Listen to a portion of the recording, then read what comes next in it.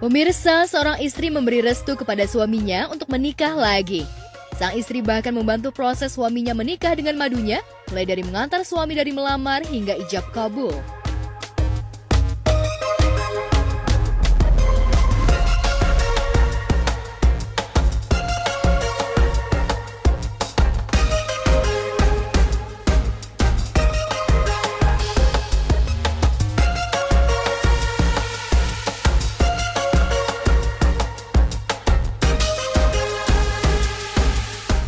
Kalau aku sih nggak setuju ya.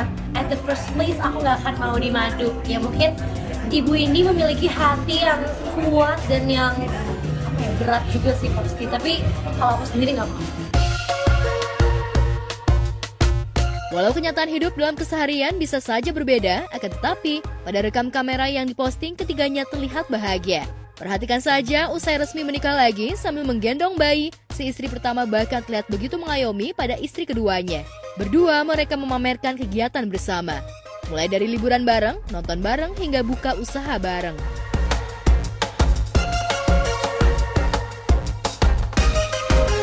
Semangat ya Kak, semoga kamu juga merasa bahagia karena sudah mengantarkan calon istri suamimu.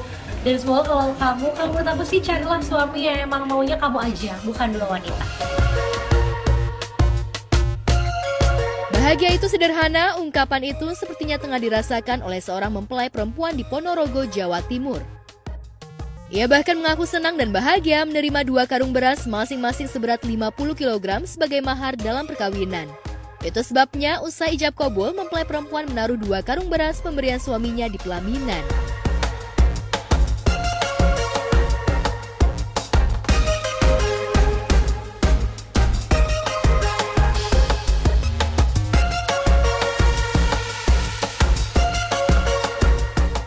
Sepasang calon suami istri akhirnya menggunakan beras sebagai mahar itu jalan keluar yang menurut saya kreatif ya, tapi sekaligus menjelaskan bahwa kita sedang punya masalah dengan beras, dengan harga beras.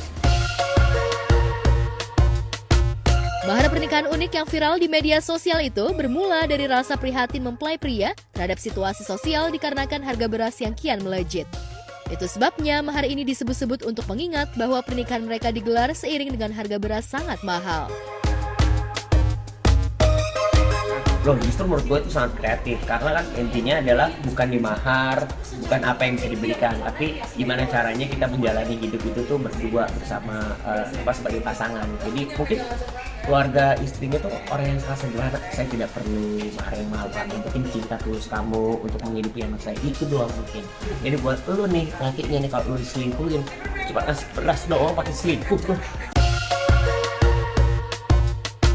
Sementara itu di lokasi yang berbeda, seorang wanita memberikan persyaratan dan perjanjian sebelum menikah atau pranikah kepada lelaki yang bersedia menikahinya. Perempuan ini disebut-sebut belajar dari maraknya kasus kawin cerai, terutama yang terjadi di kalangan selebriti.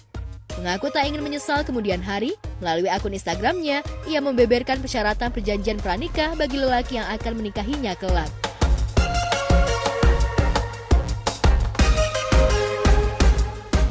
Di awal postingan, ia menuliskan pertanyaan, "Yakin mau nikah? Ya nggak apa-apa sih, cuman aku minta syarat atau harus bikin perjanjian di depan notaris yang berisi 5 poin. Seperti perjanjian pisah harta, tidak posesif, mengekang, membatasi, dan harus jujur." Tak hanya itu, poin selanjutnya adalah tidak ada poligami, tidak ada KDRT, dan yang terakhir, menyelesaikan masalah rumah tangga tanpa campur tangan orang lain alias pihak ketiga. Misalkan dari pihak perempuannya yang emang ada inisiatif buat bikin seperti itu kan, ya mungkin bisa jadi karena kan zaman sekarang tuh kayaknya banyak banget ya apa sih bikin perjanjian kayak gitu, mungkin dia ngelihat banyak hal gitu yang buruk-buruk atau kayak gimana gitu kan.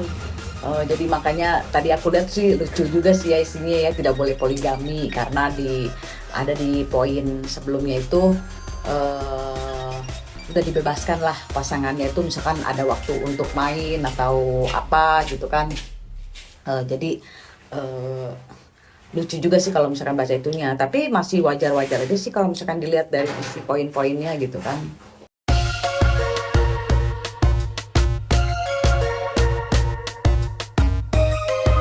Selebriti Arya Saloka dan Putri Anne kini benar-benar berpisah, keduanya bahkan sudah tak lagi berstatus suami istri. Sehingga rumah tangga yang dibangun sejak 6 Agustus 2017 silam telah resmi berakhir. Penegasan soal perubahan status itu dilontarkan oleh Putri Anne dalam live Instagram belum lama ini. Gak maksud gue di sini gue lagi nggak lagi ngomongin bapak kek, gue lagi nggak ngomongin bapak kek, listrik merah diem. Gue lagi nggak ngomongin bapak kek, nggak gitu. Gue ngomongin yang lain. Bapak kek udah lewat. Saya kan sudah teman baik sama dia. Mulanya dalam live-nya, Putri Anne membahas sesuatu bersama dengan penggemarnya.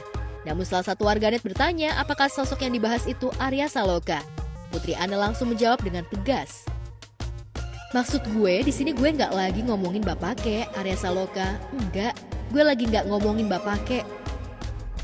Menurut akun fanbase Arya Saloka itu, Putri Anne tak sungkan lagi membeberkan statusnya saat ini.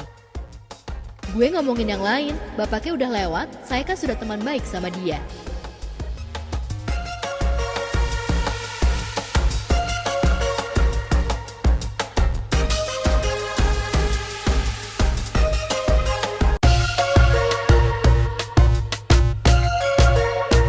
Usaha mantan suaminya, Amar Zoni, menjual akun Instagramnya dari dalam penjara, Irish Bella justru tengah melebarkan sayap bisnis dengan merambah dunia kecantikan. Ibel, begitu ia akrab disapa, mengembangkan bisnis skincare bersama dengan beberapa kolega. Wajar jika Ibel terjun ke dunia bisnis mengingat sebagai orang tua tunggal, ia harus menafkahi dirinya serta anak-anaknya. Tak heran jika bisnis baru ini seolah menjadi langkah awal bagi Ibel untuk move on.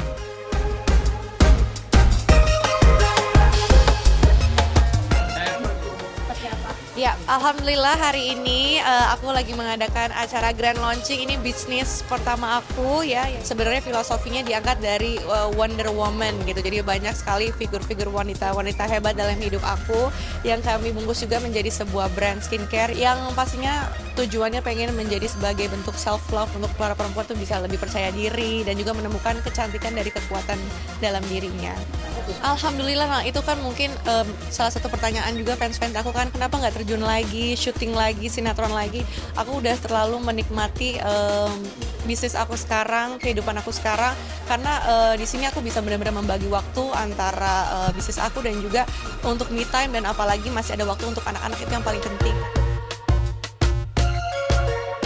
Rona wajah Ibel berubah ketika disinggung soal Amar Zoni yang mengajukan banding terkait keputusan cerai Majelis Hakim Pengadilan Agama Depok pada awal bulan Februari lalu. Uniknya, untuk menghadapi banding Amar Zoni, Ibel menunjuk kuasa hukum Emil Abdullah yang sebelumnya sempat membela Amar Zoni. Pada media, Emil tak segan menanggapi isu soal Ibel melarang anak-anak bertemu dengan Amar Zoni. Kalau memang yang dibahas kenapa Ibel tidak membawa anak-anak ke jenguk Amar atau memberikan waktu anak-anak untuk menjenguk Amar, biarpun tidak didampingi oleh Ibel tapi didampingi oleh pengasuhnya ataupun manajernya ataupun apa, kenapa kok nggak diberikan waktu? Kita semua tahu bahwasanya memori anak itu melekat, ya. Jadi nggak harus dengan psikolog yang menyatakan bahwasanya hal tersebut jelek untuk memori anak, untuk tumbuh kembang anak, yang mengetahui, melihat bahwasanya tanda kutip bapaknya di penjara, bapaknya ditahan. Jadi lebih baik nggak usah. Bahkan jujur, saya pada waktu 2023 saya pegang Amar, jelas-jelas Amar melarang untuk anaknya datang dan Amar melarang untuk Ibel datang. Jangan bang, anakku jangan datang bang. Pada waktu itu 2023. Jadi kalau sekarang Amar ngotot pengen anaknya datang, ya saya tanda tanya juga. Dulu nggak bilang seperti itu. Dan saya rasa wajar kalau Ibel nggak ngebolehin datang ke lapas atau ke Polres. Dalam kondisi bapaknya ditahan seperti itu, kayaknya kurang bagus lah buat memori anak, ya, buat tumbuh kembang anak. Dan itu kita secara psikologi nggak bagus lah. Kita semua tahu itulah. Tak hanya itu, Emil Abdullah bahkan merasa yakin jika banding yang diajukan pihak Amar Zoni bisa dipatahkan, lantaran Ibel sudah tak ingin lagi bersama dengan Amar Zoni. Lantas apa strategi Ibel dan Emil menghadapi banding Amarzoni? Kemarin kita udah proses Inzaghi, kita udah proses, terus kita udah cek bukti-bukti dari PA Depok kemarin pada waktu pembuktian persidangan sebelumnya, kita udah cek semua, kita udah pelajarin semua, kita udah dapat memori banding. Nah, akhirnya kita bikin kontra memori banding. Nah, setelah kontra memori banding kita layangkan, sudah sekarang kita tinggal nunggu waktu untuk memori banding itu dikirim ke PT Jawa Barat, Bandung. Nah, kalau memang entar segera disidangkan, kita tinggal nunggu keputusan dari mereka.